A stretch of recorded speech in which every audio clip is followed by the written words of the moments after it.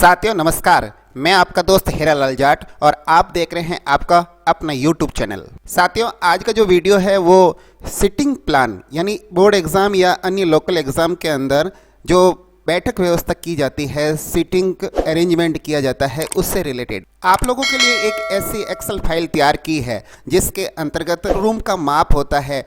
किसी रूम के अंदर 20 बच्चे आ सकते हैं, किसी के अंदर 24 आ सकते हैं, किसी के अंदर बड़ा हॉल होने की वजह से 30-35 बच्चे भी आ सकते हैं। तो इस हिसाब से अलग अलग सीट तैयार किए हैं इस एक्सेल फाइल के अंदर, जो पूरा का पूरा मैं इस वीडियो के अंदर बताने वाला हूं। और आप इस वीडियो को शुरू से अंत तक जरूर देखिएगा। साथ ही साथ हमें मोटिवेट करने के लिए इस चैनल को सब्सक्राइब करते हुए लाइक और शेयर जरूर करें। साथियों इस एक्सेल फाइल की ये पहली सीट जनरल सीट है और इस सीट पर आपके स्कूल की जो जनरल डेटा है वो फिल कर दीजिए और जो स्कूल आपके विद्यालय के अंदर उसका एग्ज़ाम सेंटर है उन स्कूल्स के नेम यहाँ आप लिख दीजिए और उनके रोल नंबर कहाँ से कहाँ तक आपने दिए हैं वो यहाँ फिल कर सकते हैं। अब इतना सा करोगे आप तो आगे जो कंसोलिडेट रूम प्लान है वो तैयार हो जाएगा। अब रूम प्लान क्या कि सब जगह अलग अलग होता है, इसलिए इस एक्सेल फाइल को लगभग हमने अनलॉक ही रखा है। और अगर कहीं ज़रूरी हो गया है पासवर्ड देना, क्योंकि इसको वेबसाइट पर अपलोड करते हैं तो लिंक एरर आ जाते हैं, इसलिए इस पर जो पासवर्ड है वो दे रखा है। आप ये पासवर्ड लगाकर अनलॉक भी कर सकते हैं उस सीट को, जो हमने ज़्यादा फॉर्मूला लगा है जिस सीट पे उसको हमने लॉक किया है। अब आपको बता रहा हूँ कंसोलिडेट सीट। इस कंसोलिडेट जो प्लान है इसके अंदर प्रत्येक रूम के आपको स्कूल्स नेम और उनके विद्यार्थियों के जो रोल नंबर है वो लिख देने हैं। और इसके अंदर NSO अगर कोई संख्या है तो आप लिखोगे तो वो संख्या कम कर देगा। जैसे मैं यहाँ संख्या 1 कर रहा हूँ तो ये ऑटोमेटिक यहाँ संख्या कम कर देगा।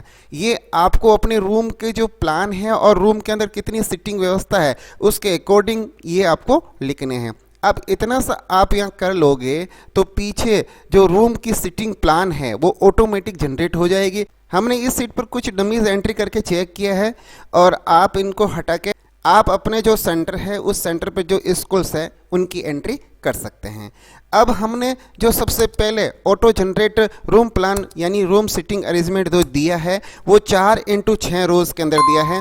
अमूमन सेंटर पर 4x6 रो ही रखी जाती हैं और इस हिसाब से 24 स्टूडेंट हो जाते हैं। अगर 25 स्टूडेंट होते हैं तो फिर 2 वीक्षक लगाने पड़ते हैं, इस लिहाज से 24 ही रखा जाता है ताकि एक वीक्षक से ड्यूटी कराई जा सके अधिकतम विद्यार्थियों के लिए। इसलिए 4x6 का प्लान रखा जाता है, यानी 4 रो होगी और प्रत्येक रो के अंदर 6 स्टूडेंट रहेंगे। इस हिसाब से ये आपकी सीट एकदम क्लियर तैयार है। इसके अंदर जो भी आपके स्कूल्स नेम कंसोलिडेट सीट के अंदर लिखा है उसके अकॉर्डिंग यहाँ रोल नंबर आ जाएंगे और फर्स्ट रोल नंबर से लगाकर जो लास्ट रोल नंबर है वो पूरी सीरियल यहाँ फिल हो जाएगी। उसके बाद जो दूसरी स्कूल है उसकी रोल फिल हो जाएगी, उसके बाद तीसरी स्कूल, उसके बाद चौथी स्कूल। और अगर विद्यार्थी कम ज़्यादा है तो वो उसके हिसाब से ले लेगा। जैसे यहाँ पर केवल मात्र 5 स्टूडेंट है और रो 6 की है तो यहाँ पर 5 हो गए और 6 अगला जो स्कूल है उसके रोल नंबर ले लिए और उसके बाद आगे से आगे क्रमशः उसके रोल नंबर क्रमशः बढ़ते रहे।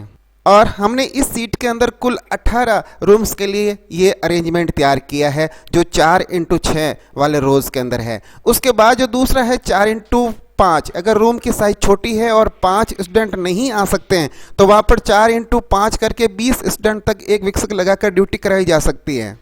और ये सीट भी कंसोलिडेट रूम प्लान से अटैच है। यहाँ पर जो भी एंट्री होगी वो सीधी यहाँ आ जाएगी। आपको चेक कर लेना है, अनलॉक करके देख लेना है, कहीं अगर प्रॉब्लम आ रही है तो आप सेट कर सकते हो। वैसे ये 90% सीट ऑटो जनरेट हो जाएगी।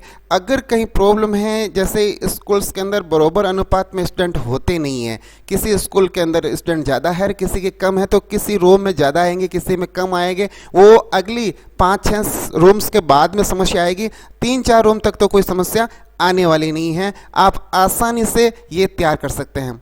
उसके बाद जो अगली सीट है वो 5x5 रो वाली है। 5 इस तरफ दी है और 5 इस तरफ दी है। अगर आपका रूम इस प्रकार का है तो आप ये इसमें सेट कर सकते हैं। रूम छोटा है तो इस हिसाब से इसमें आपके व्यवस्था कर रखी है, ऐसे भी हो जाएगा। आपके पास एक बड़ा रूम है जिसके अंदर 5x6 रो के अंदर करे, जिसके अंदर 30 विद्यार्थी आ सकते हैं, तो इसके लिए भी हमने कर रखा है। और इसके अंदर आप अपने हिसाब से थोड़ा देख लीजिए, वैसे ऑटो होगा लेकिन इसके अंदर कहीं पर भी त्रुटि आए तो आप इसके अंदर चेंज कर सकते हैं। एक हमने दिया है बड़े हॉल के लिए 5x8, जिसके अंदर लगभग 40 विद्यार्थियों की ये प्लानिंग यहाँ पर सेट हो जाएगी।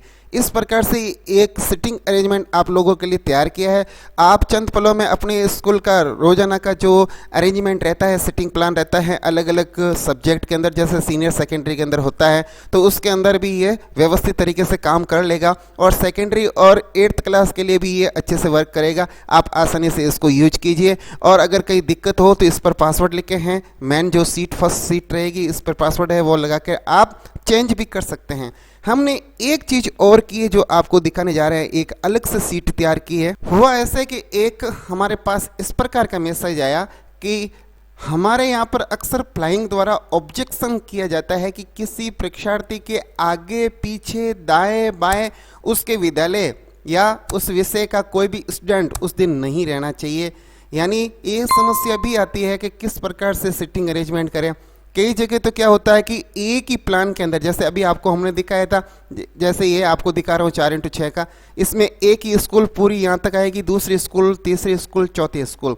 लेकिन कहीं पर भी अगर ऐसी भी आपको कोई प्रॉब्लम की दिक्कत हुई है और आप चाह रहे हो कि हमारे तो आगे पीछे दूसरी स्कूल के स्टूडेंट आए, जैसा कि उन्होंने इसमें बताया है कि इससे हमें कई बार नोटिस भी दे देते हैं, इसलिए हमें मैनुअल सेट करना पड़ता है और बहुत माथापच्ची होती है। तो हमने कहा भाई आपके लिए जरूर तैयार करेंगे, इसलिए एक ऐसी सीट प्लान, इसके अंदर इस प्रकार की व्यवस्था की गई है कि एक स्कूल का एक स्टूडेंट आने के बाद वापस उस स्कूल का स्टूडेंट उसके आसपास नहीं आएगा, दूर ही आएगा, उसके बीच में दूसरे स्कूल के स्टूडेंट आएंगे। ऐसी व्यवस्था इसमें कर रखी हमने। वो कैसे है वो अभी आपको दिखाने वाले हैं। इसी सीट पे आपको वर्क करना है और इस पे मोटा मोटा आपको 2-3 काम करने हैं। फर्स्ट में आपको स्कूल नेम और एग्जाम नेम और time, date, centre code, subject इस प्रकार बार बार लिखना नहीं पड़ेगा, एक बार यहाँ लिखना है। बाकी जितने भी रूम्स हैं वहाँ सब जगह ये डिटेल चली जाएगी। एक काम हुआ। दूसरा काम आपको ये करना है कि इसके अंदर नीचे जो ये दे रखा है स्कूल नेम, यहाँ पर आपको स्कूल का नेम लिखना है और रोल नंबर लिखने हैं कहाँ से कहाँ तक। जैसे इसके अंदर 4x5 की व्यवस्था कर रखी है, इधर 4 रो होगी और इधर 5 रो होगी, कुल 20 विद्यार्थियों के लिए व्यवस्था है, छोटा रूम है। तो अब इसमें क्या रहेगा कि आपको 4 स्कूलों के 5-5 स्टूडेंट यहाँ ले लेने हैं।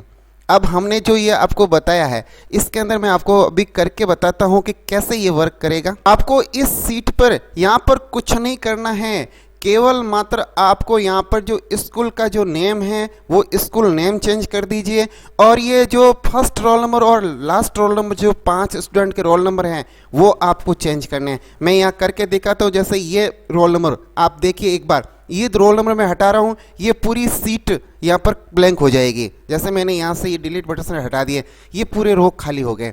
अब जैसे मैं इस स्कूल का पहला रोल नंबर दूँ, मान लीजिए मैं 901 ऐसे डेमो के रूप में दे रहा हूँ।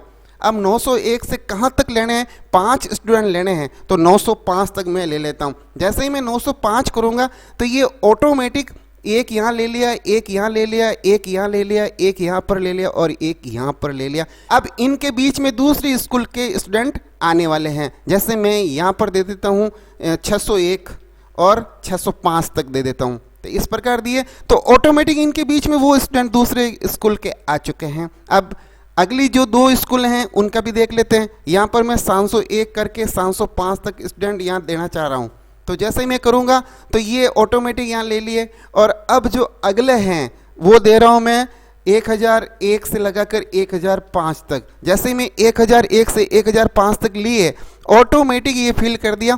अब आप देखिए इनके बीच में इस स्कूल का विद्यार्थी आसपास भी नज़र नहीं आएगा। अब आपके सामने जो सिटिंग अरेंजमेंट है जैसा आप चाह रहे थे, जैसे 109 है तो इसके आसपास उस स्कूल के बीच में और अन्य स्कूलों के स्टूडेंट आ चुके हैं। ये 702 हैं तो इनके बीच में भी कोई स्टूडेंट इनको नहीं मिलेगा, और जैसे 1001 है तो इसके बीच में भी कोई स्टूडेंट नहीं मिलेगा। तो इस प्रकार से इस सीट के अंदर इस प्रकार की व्यवस्था कर दी है और कुल 18 रूम के लिए तैयार की है। आप आराम से ऐसे कर सकते हो। अगर आप चाहोगे कि जैसे यहाँ पर जैसे 798 से 8002 तक है, यहाँ पर अगर आप एक स्टूडेंट कम करते हो तो यहाँ पर एक ब्लैंक हो जाएगा, ये कॉलम ब्लैंक कर दिया है इसने, आपने एक रोल नंबर कम लिखा है।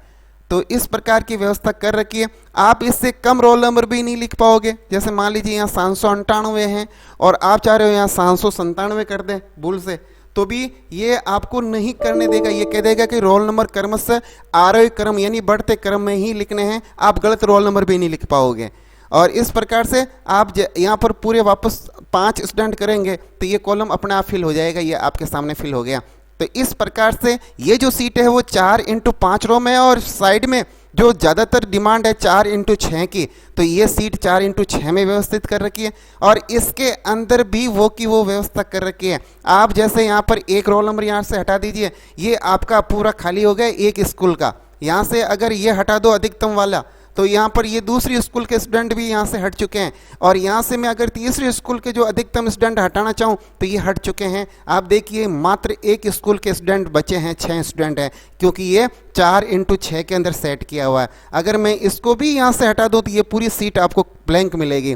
अब मैं वापस इसमें 6 स्टूडेंट देना चाहूँ तो यहाँ जो 93 है और उसके अंदर 6 स्टूडेंट मैं जोड़ के लिख रहा हूँ। जैसे ही मैं यहाँ पर 98 करके आगे बढ़ता हूँ 6 स्टूडेंट, तो ये 6 स्टूडेंट की यहाँ पर कॉलम में फिल डाटा हो चुके हैं और अगली स्कूल का दूंगा तो उसके हिसाब से वो रैंडमली यहाँ पर वो दे देगा। इस हिसाब से ये सीट व्यवस्थित कर रखी है। ये 4x6 इस यूनिक सीट को तैयार करने में थोड़ी मेहनत लगी, क्योंकि अगर आप सीधे सीधे लेने जा रहे हो तो उसमें तो कोई ज़्यादा माथापच्ची नहीं होती है, लेकिन उसको रैंडमली ऐसी जगह देना और वापस उसके अंदर वो स्टूडेंट नहीं आए आसपास उस स्कूल का, दूसरी स्कूल का उसके पास आए, इसलिए माथापच्ची तो लगी हमें, लेकिन आपके लिए ऐसी व्यवस्था कर दी है कि अब आप के लिए किसी प्रकार का इस प्रकार का नोटिस वगैरह आने की कोई संभावना नहीं होगी।